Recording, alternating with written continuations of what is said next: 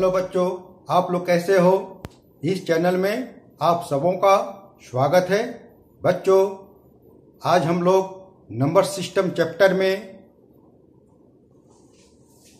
Locate √2, √3 and √5 on the number line, यानी कि संख्या रेखा पर √2, √3 और √5 का निर्धारण कैसे किया जाता है, इसके बारे में हम लोग पढ़ेंगे।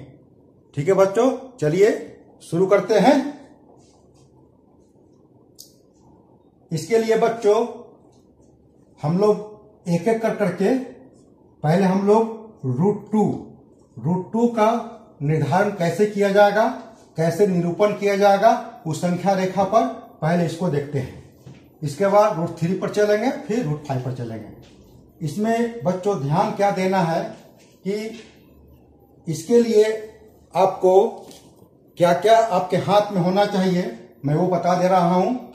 एक आपके हाथ में एक स्केल होना चाहिए, ये हमारा प्रोटेक्टर है, इसको चांद कहते हैं, ये होना चाहिए।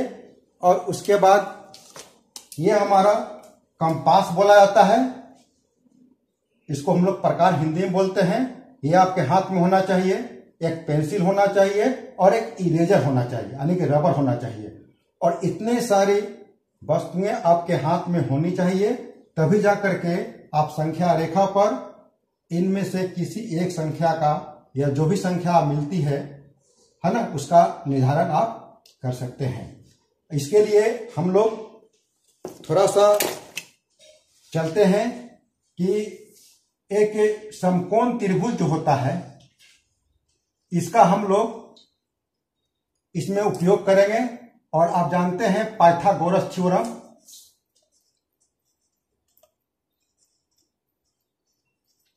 पाइथागोरस थ्योरम के बारे में आप लोगों ने पढ़ा है। क्या पढ़ा है कि हाइपोटेनस का स्क्वायर इक्वल टू होता है परपेंडिकुलर का स्क्वायर प्लस बेस का स्क्वायर। ये आप लोग इसको पढ़े हैं। हम यहां पर इसी पाइथागोरस थ्योरम का उपयोग करेंगे इस संख्या रेखा पर इसका निर्धारण करने के लिए। ठीक है बच्चों, ये जो है समकोण त्रिभुज के लिए ही बना है। ठीक है, अब यहां पर करना क्या है आप देखें। सबसे पहले आप अपने कॉपी पर एक स्केल से एक लाइन खींचेंगे। यहां पर हम आपका लाइन जो खींच रहे हैं कलम से, लेकिन आपको कलम से नहीं करना है, आपको पेंसिल का इस्तेमाल करनी है। ठीक है बच्चों, तो सबसे पहले हम लोग एक सीधी रेखा खींचते हैं जहां पर इस संख्या को लोकेट करना है, और एक सीधी रेखा होनी चाहिए। जैसे मैंने एक लाइन खींचा यहां पर, यह सीधी रेखा है, इसको हमने रेखा बना दिया, लाइन बना दिया, दोनों तरफ एरो का चिन्ह देकर के। अब चूंकि हम लोग को ये धनात्मक है, धनात्मक संख्या है, इसीलिए हम लोग क्या करेंगे कि नेगेटिव यानी कि ऋणात्मक संख्या की तरफ कोई हमारा संख्या नहीं, इसीलिए उधर हम जगह तो जो है कम लेते हैं। ये 0 हो गया। अब उसके बाद हम लोग एक बात जानेंगे, क्या कि इस संख्या रेखा पर हम कितना यूनिट, यानी कहने का मतलब कि कितना माप का हम लोग कोई संख्या लेंगे। ठीक है ना, इसके लिए हम फिर आपको ले चलते हैं एक फॉर्मूला पर। ठीक है ना, ये हमारा एक फॉर्मूला है √n-1, जहां पर n क्या है आपका पॉजिटिव इंटीजर्स है ना, ये पॉजिटिव इंटीजर्स है, यानी कहने का मतलब ये होगा कि धनात्मक पूर्णांक है। तो इसका निर्धारण करने के लिए सबसे पहले इसका स्थान क्या होगा, पहले ये इसके बारे में हम लोग जानेंगे कि ये जब तक इसका स्थान आप नहीं पता कर पाएंगे तब तक जो है ये करना है, इसका निर्धारण ये नहीं हो पाएगा। ठीक है, तो इसके साथ में हम लोग जिसका निर्धारण करें, मान लेकर आपका √2 को करना है, तो √2 का मतलब हुआ कि आपका n यहां पर एक और है इसके साथ में, तो हम लोग यहां पर इसका करना, यानी कहने का मतलब हुआ कि n = 2 आपको यहां पर आने के √2 हो जाएगा ही, यानी कि n का मान बैठाने पर यहाँ पर तो √2 का निर्धारण करना है। तो इसके लिए इसमें आप 2 को रखे वैल्यू, तो यहाँ पर आप n-1 इजिकल टू क्या होगा कि 2-1 बराबर हो गया 1, और उसका निकालेंगे हम लोग स्क्वायर रूट तो आएगा आपका 1। यानी कहने का मतलब हुआ इस लाइन पर हम लोग 1 यूनिट का हम लोग जो है इसका माप लेंगे इसमें। अब इसके लिए क्या करेंगे हम लोग, ठीक है बच्चों, इसके आधार पर अब हम लोग क्या देखेंगे कि एक जो आया है तो हम लोग क्या करेंगे इसमें 3 सेंटीमीटर, चूंकि 1 सेंटीमीटर आप बराबर 1 यूनिट मानिएगा तो बहुत छोटा हो जाता है लेंथ उसका, इसीलिए हम लोग जो है 3 सेंटीमीटर बराबर 1 यूनिट हम लोग इसको मान लेते हैं। अब ये 3 सेंटीमीटर जो है आप यहां से आप इसको ड्रॉ करें, यहां पर इस सेंटर से लेकर के यहां पर, फिर भी देखिए आप छोटा सा दिखेगा, जैसे यहां पर आता है 3 सेंटीमीटर, हमने जो है 3 सेंटीमीटर इसमें हम बड़ा कर लेते हैं, ज्यादा अच्छा रहेगा। आप कॉपी में आप 3 सेंटीमीटर बराबर 1 यूनिट मान लीजिए, हम यहां पर थोड़ा बड़ा बना लेते हैं ताकि ये बड़ा आपको दिखेगा वहां पर, ठीक है। तो इसके बदले में हम 3 सेंटीमीटर के जगह पर हम लोग 5 सेंटीमीटर अगर हम लेते हैं बराबर 1 यूनिट, ये आप 1 यूनिट लेनी है। ये हमने चूंकि स्केल में आप 5 सेंटीमीटर, 6 सेंटीमीटर, 7 सेंटीमीटर, 2 सेंटीमीटर, जितना बराबर आप 1 यूनिट उसको मान लीजिए, आप बगल में यहां पर लिख दीजिए, ठीक है। तो हम यहाँ 5 सेंटीमीटर बराबर ले लेते हैं, थोड़ा सा बड़ा होना चाहिए क्योंकि बोर्ड से दिखना चाहिए। तो यहां पर ये जो है 5 सेंटीमीटर यहां आता है। अब थोड़ा सा पहले से थोड़ा बड़ा हो गया, ये पर यहां पर आया ये बिंदु पर। अब क्या करना है कि अब यहां से ये हो गया हमारा 1 यूनिट, अब यहां पर आप लिख सकते हैं 1 यूनिट। अब यहां पर आप क्या करेंगे कि अब इस बिंदु से जो हम लोग परपेंडिकुलर खींचेंगे वो हमेशा 1 यूनिट का होना चाहिए, याद रखिएगा। ये वाला वैरी करेगा, हम आगे में जब चर्चा करेंगे तो इसको बताएंगे हम।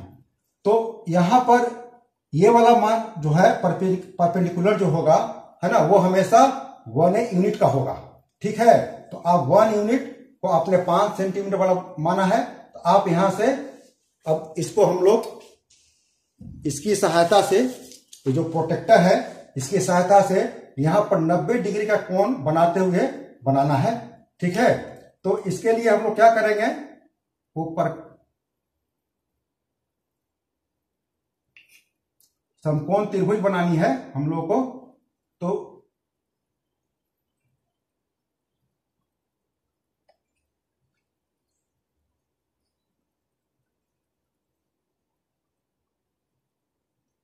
थोड़ा सा ये ऊपर नीचे हो सकता है। तो ये आपका सेंटर यहां आया, और हम लोग क्या करेंगे कि इसके आधार पर यहां पर जो है 5 सेंटीमीटर हम लोग ले लेते हैं। तो ये 5 सेंटीमीटर ऑलमोस्ट यहां आता है, ठीक है। अब यहां पर इसका नाम मैंने ओ दिया, यहां पर आप ए कर दीजिए, यहां पर नाम आपका बी हो गया। अब इसको मिला दीजिए आप, समकोण त्रिभुज बन गया। अब इसको हम लोग मिला देंगे,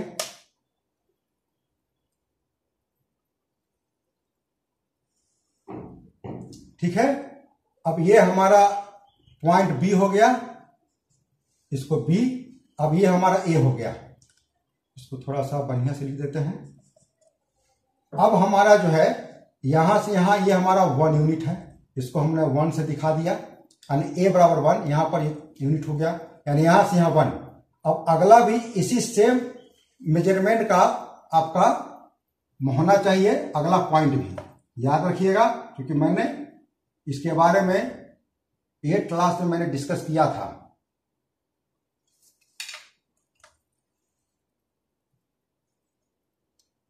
ये आपका 2 हो गया। इसी प्रकार से इसको मान लीजिए कि अभी ये हो जाएगा 3, यहां पर हो जाएगा 4, आप लिख देंगे। जो यहां पर जिस में 1 यूनिट का है, जिस मेजरमेंट का है वही मेजरमेंट यहां होना चाहिए, यहां होना चाहिए, यहां होना चाहिए। ऐसे करके इस रेखा को कट किया गया है। अब उसके बाद हम लोग ये समकोण त्रिभुज बना। अब हम लोग इसकी सहायता से, इस पाइथागोरस थ्योरम की सहायता से हम लोग इसको निकालेंगे। क्या है? हाइपोटेनस है। क्या है बच्चों? हाइपोटेनस है। ये हमारा परपेंडिकुलर हो गया, ये वाला यहां से यहां हमारा बेस हो गया। अब हम लोग इसकी सहायता से आप इसको निकालेंगे। तो आप कैसे निकालेंगे? तो इसके लिए आपका हो गया h² और यह हो गया p आपका कितना है? यहां से यहां हमारा कितना है? 1 यूनिट है। क्या है? 1 यूनिट है। ये भी आपका 1 यूनिट है। अब उसके बाद जो है यहां पर लिखेंगे 1 का स्क्वायर, ये भी आपका है 1 का स्क्वायर हो गया, मिल गया h² और ये हो गया आपका 1 1 यानी कि 2। अब देयरफॉर h इक्वल टू क्या हो गया? √2, यानी कि हमारा हाइपोटेनस कितना हो गया? अब ये हो गया √2, ये √2 यूनिट हो गया। ठीक है, ये 1 यूनिट, ये यूनिट आपका 1 यूनिट है। तो अगला भी हमारा यूनिट ही भी होगा। तो अब उसके बाद हम लोग क्या करेंगे? इतना करने के बाद हम लोग क्या करेंगे कि इस कंपास की सहायता से इसको सेंटर मानते हुए हमने क्या कैसी एक एग्जांपल के लिए समझाने के लिए मैंने एक ले लिया है। आप इसमें पेंसिल लगाएंगे। इसको करना क्या है? यहां से सेंटर ओ को मानते हुए आप इसको आप यहां तक ले जाइए और लाने के बाद ये हमारा क्या हो जाएगा? रेडियस। अब ये हमारा क्या हो जाएगा? यहां से यहां हो जाएगा हमारा रेडियस। अब इस रेडियस को मान करके हम यहां से एक आर्क खींचेंगे। ठीक है, आर्क। तो ये आर्क जब खींचिएगा ऐसे, तो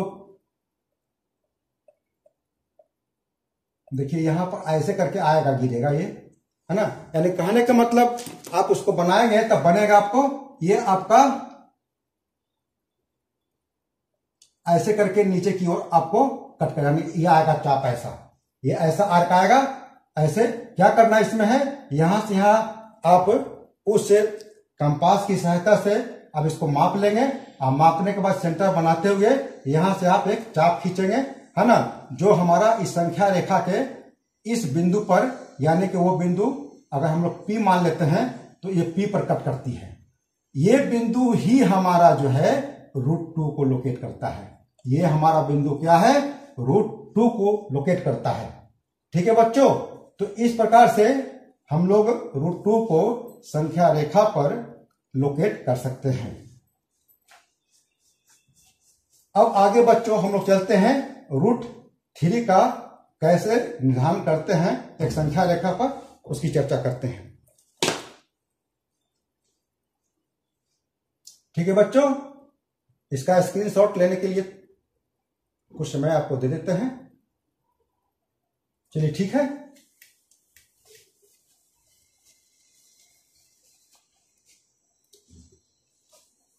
अब हम लोग √3 का करेंगे। हम लोग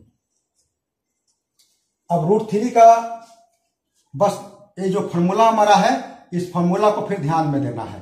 पहले इसका स्थान ध्यान करेंगे, यानी n बराबर आपका यहां 3 है, तो आप यहां पर आप 3 रखेंगे। तो इसका मतलब यह हुआ क्या?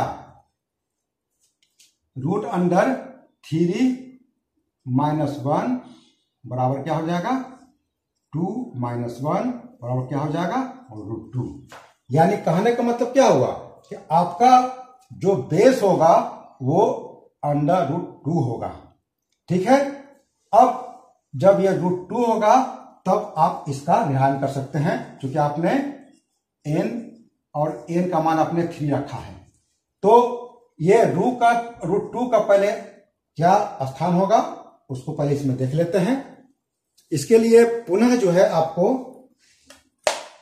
फिर आपको ड्रॉ करनी है एक लाइन को।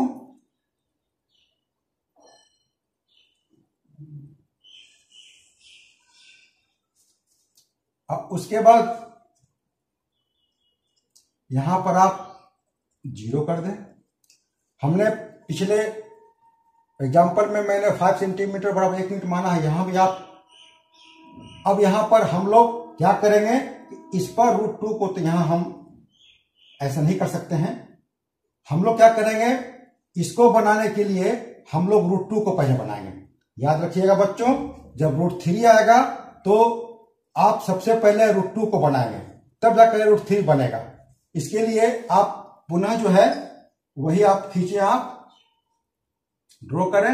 ये 5 सेंटीमीटर हो गया, बराबर आपने 1 यूनिट माना था इसको। उसके बाद हमने ये प्रोटेक्टर की सहायता से मैंने जो है जिस तरह से बनाए थे वैसे बना देना है। चलिए इसको हमने यहां किया।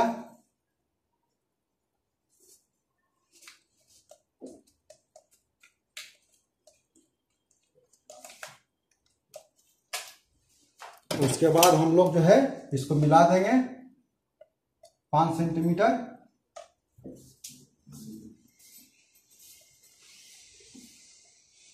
हमने मिला दिया। इसके बाद हमने ये किया था यहां से यहां,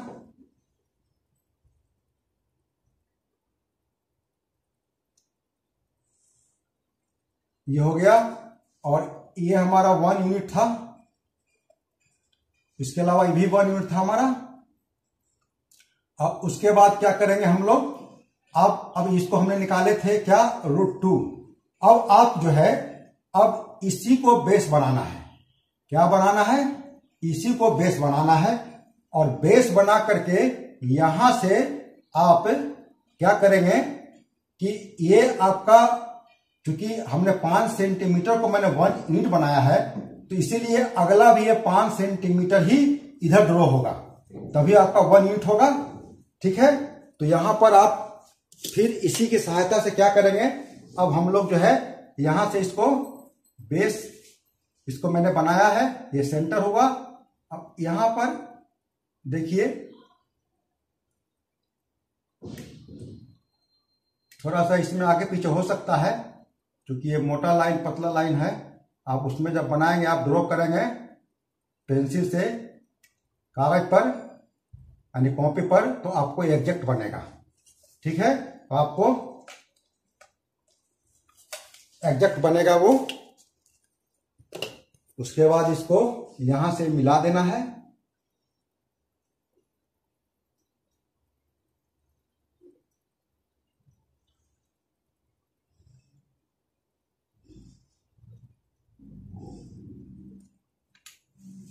ठीक है, अब उसके बाद ये भी आपका 1 यूनिट हो गया। अब उसके बाद इसको मिलाएंगे यहां से।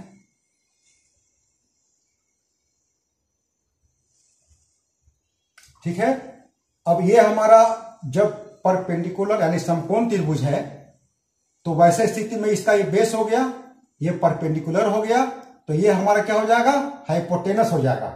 तो इसका मतलब है कि फिर हम लोग इस पाइथागोरस थ्योरम का उपयोग कर करके इसका वैल्यू निकाल लेंगे। तो चलिए हम लोग पहले इसको निकाल लेते हैं, इसका वैल्यू क्या आता है।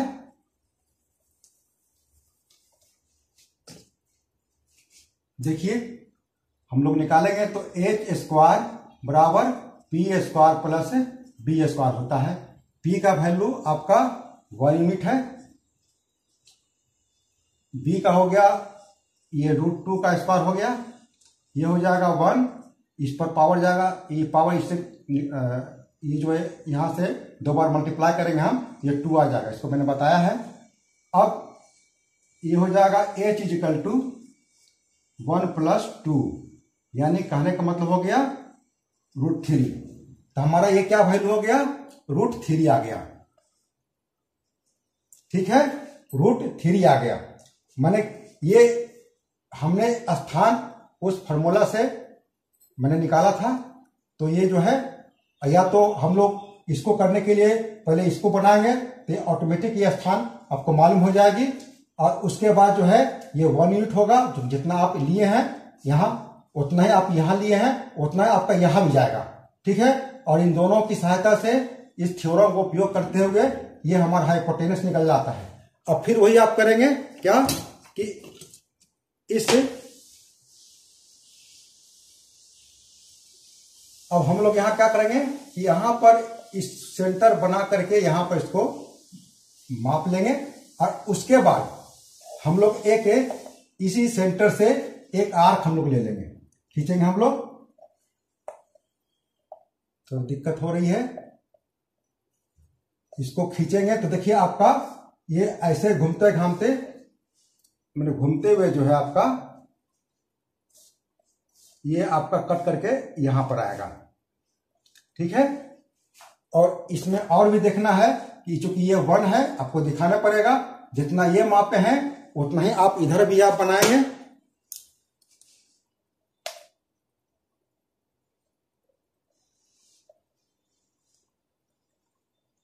ठीक है।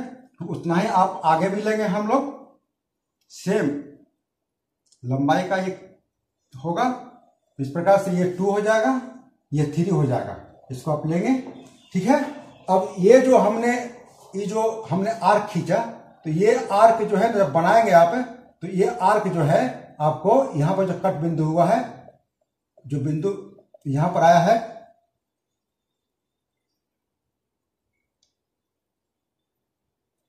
तो ये हमारा यहां पर ये हो गया हमारा Q। तो ये हमारा ये Q जो है, ये Q हमारा √3 को लोकेट करता है। ये बिंदु हमारा ये पॉइंट जो है, ये पॉइंट हमारा ये √3 को लोकेट करता है, ठीक है बच्चों। तो √3 का जब लोकेट करने के लिए आएगा संख्या रेखा पर, तो आपको √2 का भी निर्धारण करना होगा, उसके बाद √3 का निर्धारण होगा।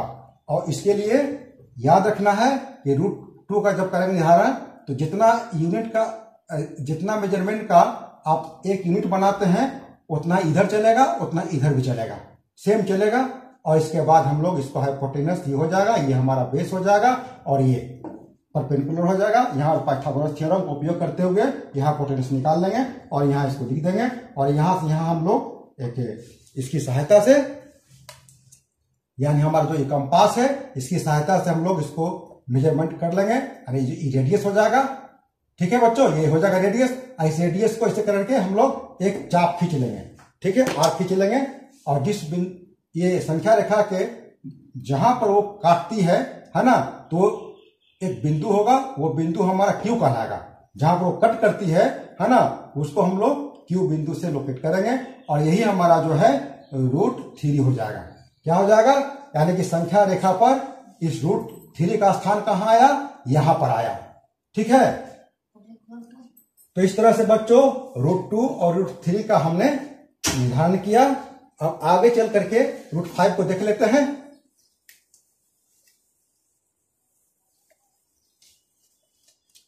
√5 में थोड़ा बच्चों दम सिंपल है, ठीक है बच्चों। अब हम लोग √5 को देखेंगे। हम लोग ये √5 जो है संख्या रेखा पर इसका स्थान कहां निर्धारित होता है उसको देखेंगे हम लोग। इसके लिए भी हम लोग क्या करेंगे, हम लोग पहले एक लाइन ड्रॉ कर लेंगे हम लोग।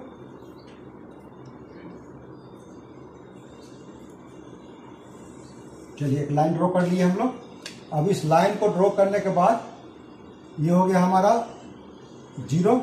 अब यहां पर क्या करना है, इसके लिए हम लोग जो है क्या करेंगे, हम लोग ये जो फॉर्मूला है n-1, पहले इसका स्थान का निर्धारण होगा।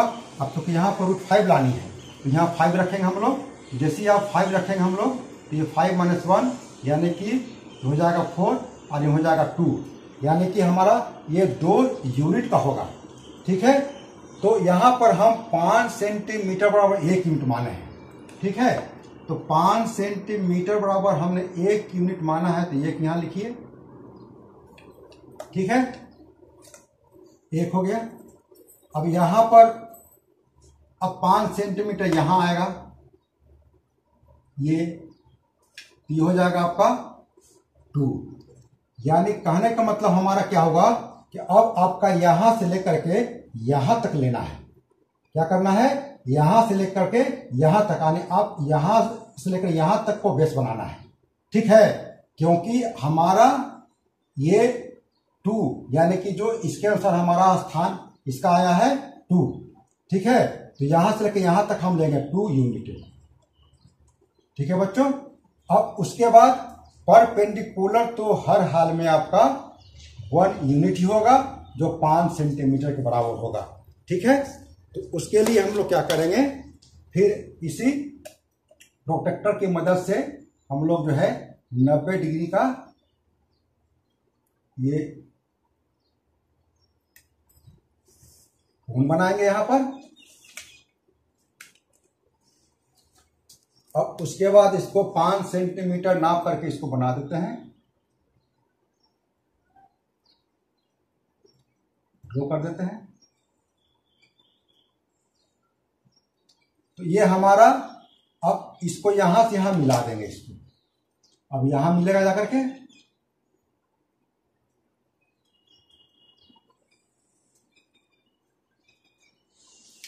ये हमारा क्या हो जाएगा, ये आपका 90 डिग्री पर है, ये हो जाएगा 1 यूनिट। ठीक है, ये हो गया 2 यूनिट। अब हम लोग क्या करेंगे, ये हमारा O, ये हो गया हमारा A, ये हो जाएगा हमारा B। ठीक है, ये हो गया A, ये हो गया B। अब हमारा ये कौन समकोण त्रिभुज बनता है, OAB, एक समकोण त्रिभुज बना। अब ये क्या हो जाएगा, ये हमारा हाइपोटेनस हो जाएगा, ये परपेंडिकुलर है, ये बेस हो जाएगा। ठीक है, तो हम लोग इसको हम लोग निकालेंगे, हम लोग देखिए आता है कि नहीं। तो ये हमारा जो है इस पर इसी पाइथागोरस थ्योरम का प्रयोग करते हैं। तो h² = p का वैल्यू कितना है, 1 है, 1 स्क्वायर हो गया, इसका हो गया 2, तो बेस का हो गया 2 स्क्वायर, कितना हो गया, यह हो गया आपका 1 प्लस हो गया 4 = √5 हो गया। यानी कि ये वैल्यू हो गया हमारा √5। हमने इसका ध्यान किया तभी इसका विधान होता है। अब इस हम तो देखिए थोड़ी गलती हो जाती है, यहाँ पर ये 2 जब यहाँ रूट कर दिए तो यहाँ से 2 जो है देयरफॉर h = √5 हो जाएगा। ठीक है, यही 2 यहाँ पर रूट होता है। ठीक है बच्चों, तो h बराबर हमारा ये निकल गया। ठीक है, अब यहाँ ठीक है बच्चों, यहाँ नहीं रहेगा, यहाँ पर 2 ने चूंकि यहाँ रूट दे दिए हैं तो फिर यहाँ पर स्क्वायर नहीं रहता है। ठीक है ना, ये h बराबर इतना आता है। ठीक है ना, तो इस प्रकार से ये हो गया। अब इसके बाद क्या करना है कि यहाँ पर इसी कंपास की सहायता से हम लोग क्या करेंगे कि इसको मेजरमेंट करेंगे, ये जो कि हमारा रेडियस हो जाएगा, यानी कि त्रिज्या हो जाएगी। ठीक है, इसको नाप लीजिएगा।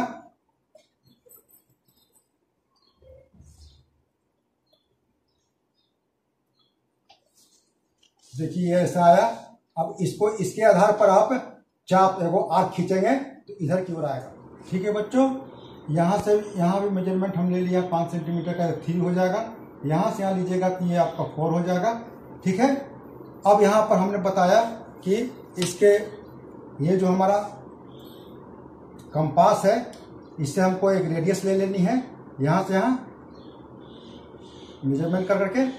ठीक है, और उसके बाद आप एक आर्क खींचेंगे यहाँ से सेंटर पर इसको रख करके, तो आपका जो है ऐसे करके यहाँ पर आपको ये हम ड्रॉ कर देते हैं। मान लीजिए यहाँ करके ये इस संख्या रेखा को कट करती है, तो ये जो संख्या रेखा यहाँ पे जो कट किया, ये हमारा जो है, जो भी इसका नाम दे दें आप, अगर P उधर का है तो इधर R आप कर सकते हैं, R नहीं कुछ भी नाम दे सकते हैं आप हैं। ठीक है ना, तो ये हमारा R बराबर जो हो गया हमारा √5 हो गया। यही √5 जो है यहाँ पर ही आएगा संख्या रेखा पर। तो इस प्रकार से √5 को संख्या रेखा पर कैसे लोकेट करते हैं ये हमने बताया। और आप जब कॉपी पर बनाएंगे इसी तरीके से तो एकदम परफेक्ट आएगा।